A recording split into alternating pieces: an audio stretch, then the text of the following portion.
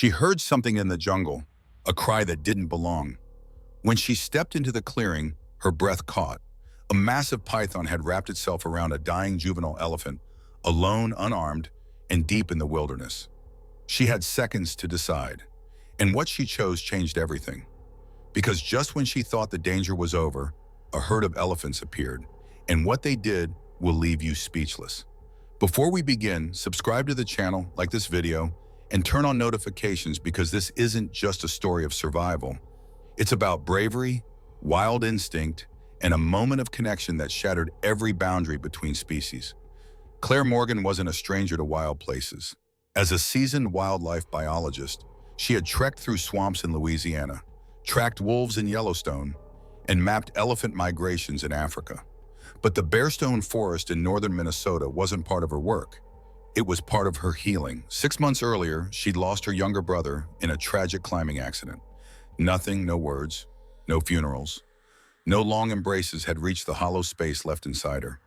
Nature was her last refuge. That morning, Claire moved quietly through the jungle trail, the early light barely filtering through the trees. The air smelled of damp earth and thick foliage.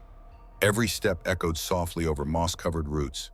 She was deep into the jungle when she heard it. A strange trumpeting cry, not aggressive, but desperate. Broken. She stopped, listened. Then came another sound, a wet drag, a heavy thump, and then a hiss. Her heart climbed into her throat. She left the trail and pushed through the undergrowth, moving toward the sound. It was coming from near the riverbed. As the trees opened up into a muddy clearing, Claire froze. There it was, a young adult elephant, maybe 4,000 pounds arms lying on its side, legs twitching, and wrapped around its torso, chest, and neck. A python, thick, massive, its body coiled tightly around the calf, the scales glistening in the soft morning light. Claire blinked. She wasn't hallucinating. The snake tightened. The calf gasped. She looked around. No other hikers, no cell service, no help. Just her and seconds to act. Without thinking, Claire grabbed a thick fallen branch. She ran forward and swung hard at the python's middle. The snake recoiled slightly, then constricted tighter. The elephant calf let out a muffled groan. Claire struck again and again. By the fourth hit, the python hissed and began to shift. She forced the branch between its coils, leaned all her weight onto it, and finally the pressure loosened. The calf heaved. The python uncoiled with a strange slithering snap and disappeared into the jungle. Claire dropped the branch and collapsed to her knees beside the elephant. It was still breathing, shallow and weak, but alive. She reached out gently, laying a hand on its side just to feel the rise and fall of its chest. Then the jungle went silent. She heard branches snap behind her. Claire turned around and her heart nearly stopped. 5 fully grown elephants emerged from the trees. They didn't charge. They didn't trumpet. They surrounded her. The matriarch among them stepped forward, moved past Claire, and sniffed the injured calf gently. Then, with a slow, deliberate movement, she turned toward Claire and bowed her head. Not in fear, but in acknowledgement. Claire didn't breathe. Couldn't. The 5 elephants stood still, massive, silent, and unblinking. Their presence should have triggered every instinct in her to flee. But her legs felt like stone, and somehow, deep inside, she knew they weren't there to harm her. The lead elephant, a hulking matriarch with faded scars along her shoulder, lingered by the injured calf. She sniffed the calf's skin, gently nudged its side, then sat down, her huge body folding with surprising grace. One by one, the other elephants followed. They sat. A circle formed around Claire and the wounded calf. No trumpeting, no warning signs, just the sound of trees swaying and birds cautiously returning to the canopy. Claire remained kneeling, unsure if she was being evaluated or accepted. She glanced at the young elephant. Its eyes were barely open, its breathing still labored. She wanted to help, to check its vitals again, to make sure it hadn't gone into shock. But she also didn't want to break whatever fragile thread was holding this moment together. Then something unexpected happened. The smallest elephant, likely a juvenile, maybe 2 years old, slowly approached her. It moved with caution, not aggression, and stopped just a few feet away. Claire froze. The young elephant sniffed the air, then lowered its head beside her and looked at the injured one. It let out a soft, guttural whine, mournful and familiar, a sibling. Claire swallowed hard, blinking back tears. These weren't just wild animals. This was a family. Minutes passed, but they felt timeless. Claire finally shifted slightly, reaching again for the injured elephant's side. The adult elephants didn't move. She gently laid her hand against the coarse skin. The heartbeat was faint but present, still holding on. "You're okay," she whispered, her voice shaky. "You're not alone." The lead elephant watched her closely. She met its eyes, and for a fleeting moment, something passed between them. Not human logic, but something older, more primal. An acknowledgement, a thank you. Claire's mind raced. The injured elephant needed help, and she had nothing more than a first aid kit back in her backpack, now somewhere behind the thicket. If she moved too quickly, the elephants could react. But if she did nothing, the calf might not make it through the hour. So she made a choice. Slowly, deliberately, she rose to her feet. The elephants didn't move. She took one careful step toward the edge of the clearing. Still nothing. 2 more steps. Then she slipped behind a birch tree, reached her backpack, and fumbled for the kit. Inside, water gauze, antiseptic spray, and an emergency space blanket. She returned just as slowly, eyes lowered, but aware. The lead elephant never took her eyes off her, but she didn't move. Not once. Claire knelt again by the young elephant. She gently poured a little water into a shallow plastic lid, dipping her fingers to wet the elephant's mouth. It stirred weakly. With shaking hands, she sprayed the antiseptic over visible gashes, likely from the snake's tightening coils. The elephant whimpered. The other elephants shifted. She froze. Then the scarred leader huffed softly, a sound more breath than growl, and the others settled again. She wrapped the elephant in the space blanket, tucking it gently, shielding it from the cold air. "You're going to be okay," she said, voice cracking. As the sun broke fully over the trees, the clearing filled with golden light. 5 elephants, 1 woman, and a wounded life suspended between survival and surrender. In that silence, Claire knew she wasn't just helping an animal. She had been allowed into something sacred. Time didn't move the same way inside that circle. Claire remained kneeling beside the injured elephant, her hands trembling, her eyes darting between the calf's chest, watching for the rise and fall, and the adult elephants that continued to surround them like silent sentinels. Her brain, trained for scientific observation, registered every detail: the steady steam rising from the elephants' trunks, the way their ears twitched in alert sync, the subtle but protective posture they held around the wounded calf. This was no random encounter. These elephants knew the calf. They had chosen not to take vengeance. They had chosen to stay. Claire reached into her jacket, pulling out her emergency radio, a model with short-range frequency. She clicked it on. Static, no signal, of course. The ridge behind her blocked nearly all reception. She'd have to climb back at least half a mile to reach a spot where the antenna could catch the ranger station's frequency. But that meant leaving the calf behind and leaving herself vulnerable to changing moods in the herd. Then something happened that stunned her even more than being surrounded. The scarred elephant, and the massive female who had watched her every move, stood slowly. Her heavy feet pressed deep into the wet ground, but she moved with startling grace. She took 3 slow steps forward and sat beside the calf, not over it, beside it. Claire's heart raced as she lowered her head next to the elephant's body. She let out a low, rhythmic sound, not a trumpet, but a soft vibration that resonated deep in her chest, a call of reassurance, a kind of song. The calf stirred, not much, just a twitch of the trunk, a flick of the ear, but it responded. Claire's breath hitched. It was working. She turned back to the other elephants. One by one, they began to melt into the jungle shadows, vanishing between trees as silently as they had arrived, leaving only the scarred female and the injured calf behind. It was a sign. They were trusting her now. She made a decision. "I'm going for help," she said quietly, unsure why she spoke aloud. Maybe to herself, maybe to the elephant. She stood again, her legs stiff, and took slow steps away from the clearing. No sudden moves. She turned her back only after putting enough distance between them to feel less exposed. The jungle seemed changed, the air thicker. The sounds of birds had returned, but muted as if even nature was holding its breath. She reached the ridge 15 minutes later, panting, found the clearing she knew gave the best signal, raised the radio to her lips. "This is Claire Morgan. Emergency. I have a critically injured juvenile elephant. Location, South Slope, Bearstone Forest near Clearwater Stream. No aggression from surrounding wildlife, but situation is unstable. I need extraction and veterinary assistance. Static, then copy. Claire, confirm you're near marker post 39. Yes, hold position. We're dispatching a response team." Relief rushed through her like water. She turned and ran. When she returned to the clearing, the calf was still there, wrapped in the silver emergency blanket, head resting against the dirt.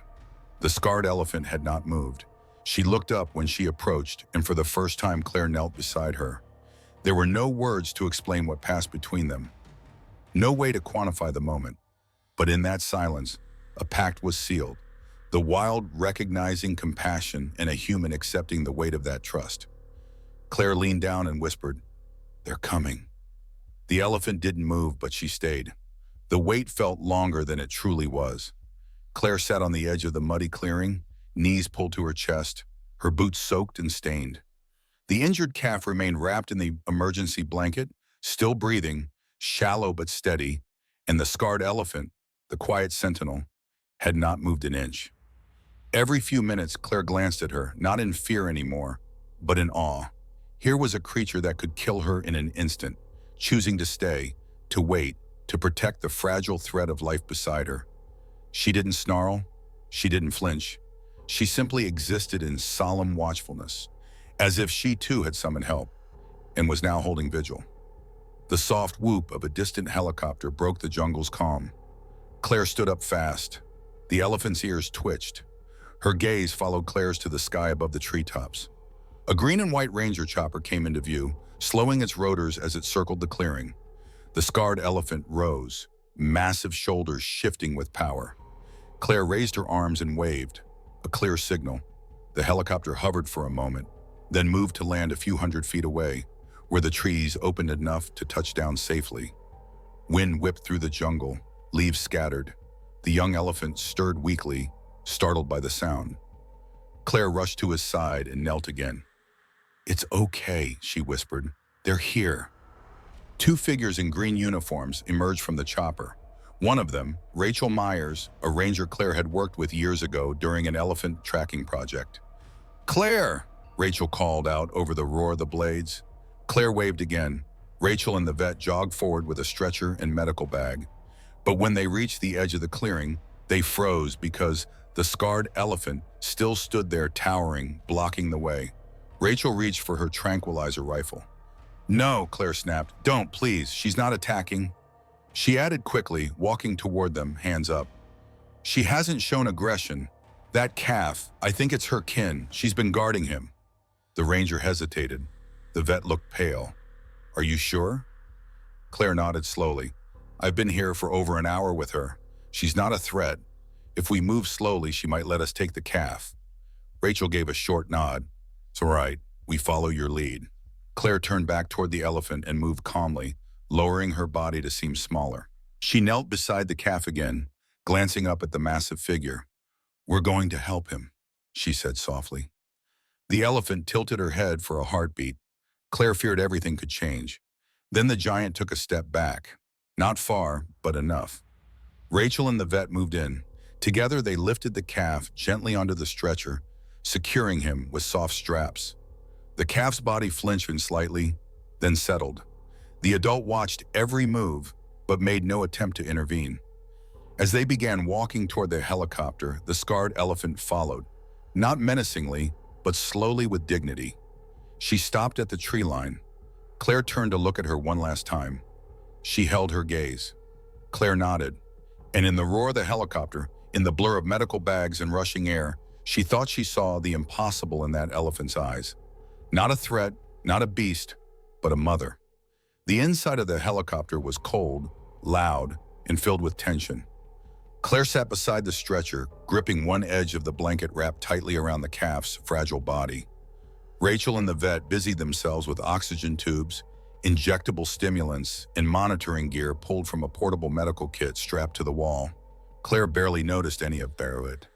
Her eyes were fixed on the calf's face, its eyelids twitching, breath rattling, muscles occasionally jerking from the trauma. She had seen enough injuries to know the calf wasn't out of danger. The real fight had only just begun. But she couldn't stop thinking about the elephant they'd left behind, the scarred one. She hadn't roared, chased, or attacked. She had simply stood there, watching until the trees swallowed her and the helicopter's vibrations drowned everything else. She wondered if she understood, if she knew that letting the humans take the calf was the only chance her kin had to survive. A sudden beep from the vitals monitor brought her back to the present. Heart rate stabilizing, the vet said over the noise. Still shallow, but better than earlier. Rachel leaned over, watching the calf's chest rise and fall. I don't know what happened out there, Claire, but you gained that elephant's trust. That's not normal. That's something else. Claire didn't answer. She couldn't find the words. She simply looked down and whispered, "Hold on, little one. Just hold on." The flight ended 20 minutes later at the Regional Wildlife Rehabilitation Center in northern Minnesota. The staff rushed out to meet them, wheeling the calf into a sterile room with a viewing window.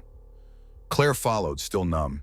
She watched as the calf was connected to IV fluids, had his wounds cleaned, and was placed under heat lamps. The lead vet, a kind, silver-haired man named Dr. Weston, moved with calm expertise. "We'll do everything we can," he told her. Claire nodded. "Please keep me informed." She stood there for a long time, even after the others left. Through the glass, the calf looked impossibly small again, vulnerable but not alone. Not anymore. Rachel joined her hours later, carrying 2 cups of black coffee. "I told the team what happened," she said. "No one could believe it, that a full-grown female just let you take her calf." "I don't think it was just instinct," Claire replied quietly. "There was a moment when I looked in her eyes. It wasn't fear or rage. It was surrender. Trust." Rachel sipped the coffee, watching her. "You always had that gift." "What gift?" "Seeing animals as more than animals, and somehow making them feel it." Claire didn't answer, but deep inside something clicked. Not pride, not ego, a responsibility. That night, they let her stay in the observation room. She pulled a chair next to the glass notebook in her lap, but couldn't write. Instead, she just watched the calf sleep. Slow, heavy breaths lifting the rise of its chest. And then it happened. The calf stirred. Its eyes fluttered open. And for the first time since the jungle, they locked with Claire's. Faint recognition, unmistakable. A look that said, "I remember you." And in that moment, Claire knew she wasn't just part of this calf's story. She had been written into it. The rehabilitation center sat on the edge of the forest, where thick pines met golden meadows, and the wind never quite stopped whispering.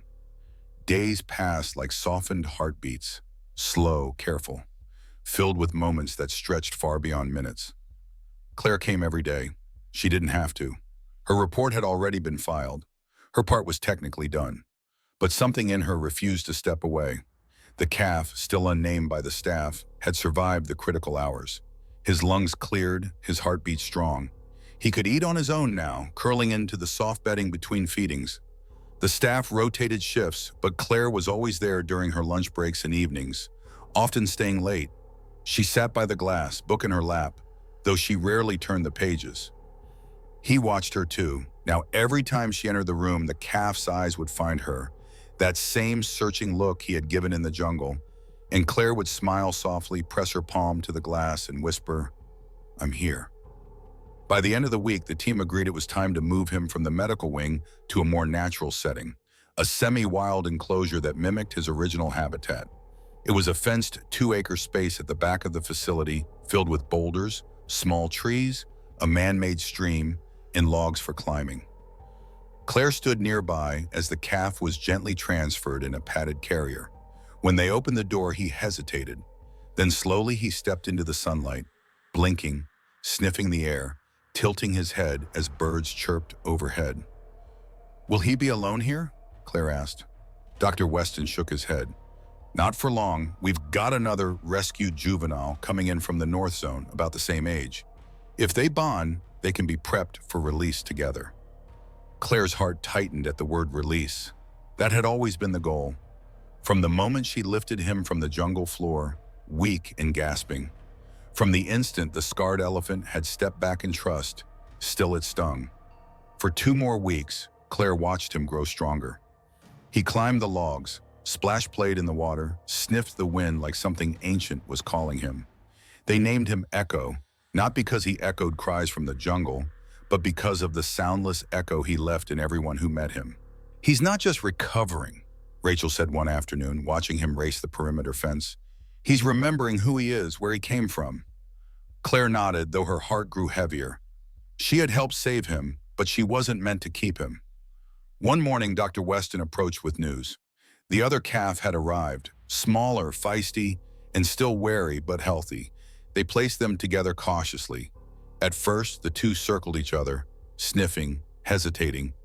Then Echo licked the other's trunk just once, but it was enough. By sunset, they slept side by side, their backs to the wind, trunks tucked under chins. Claire watched from behind the fence, eyes glistening. Rachel stood beside her. "When the time comes, you should be the one to take him." "Take him where?" "To release him." Claire looked back toward the woods. "I wouldn't miss it for the world." The forest beyond the reserve was quiet that morning. No wind, no movement, just a low mist rising off the undergrowth like the earth was breathing. Claire stood at the gate of the transport pen, her fingers resting lightly on the latch. The 2 young elephants inside, Echo and his new companion, Willow, moved with restless energy. They had been climbing logs, sniffing the air, pacing the corners of the enclosure for hours. They knew something was different today. The wildlife truck sat just behind Claire, already lined with straw and a transport crate designed to keep the animals calm and safe during the hour-long drive north to the protected wilderness in Superior National Forest, near the very region where Echo had been found weeks ago. Rachel approached, holding the clipboard and final paperwork. "Everything's approved. The tracking collars are fitted, vets signed off. It's time." Claire gave a quiet nod. When they opened the crate, the elephants stepped in without resistance, not afraid, but alert, eyes wide, muscles tense. Echo turned once, looking back toward Claire with a flick of his ears, and for a moment it felt like goodbye had already begun. The ride was silent. Claire sat in the passenger seat of the truck while a biologist drove. She didn't speak. She didn't need to. She just watched the forest roll by in waves. Trees like old watchmen, rivers winding like secrets whispered between rocks. They reached the release zone before noon. The truck stopped at the mouth of a narrow trail, one that led deeper into a dense patch of wilderness where human presence was nearly non-existent. A soft breeze stirred the trees.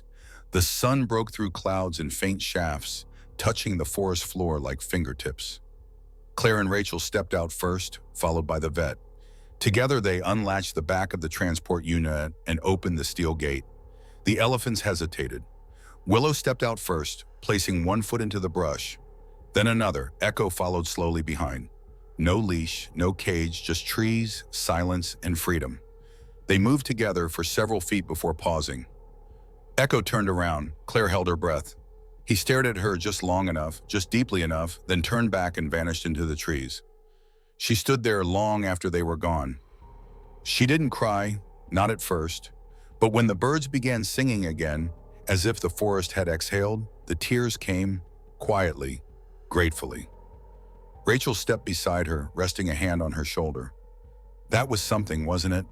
Claire nodded, voice trembling.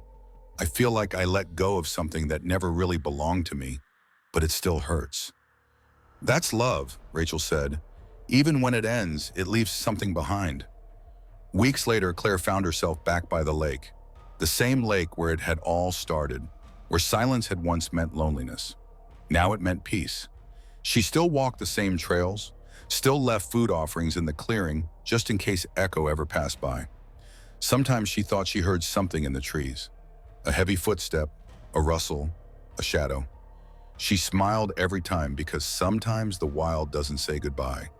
It simply carries you with it, forever. If this story touched your heart, take a moment to reflect not just on the bond between a woman and a wild elephant, but on what it means to protect life even when it's not human. Subscribe to the channel, like this video, and share it with someone who believes in second chances. Let's spread stories that remind us of the quiet power of compassion and how even the smallest action can ripple through the wilderness.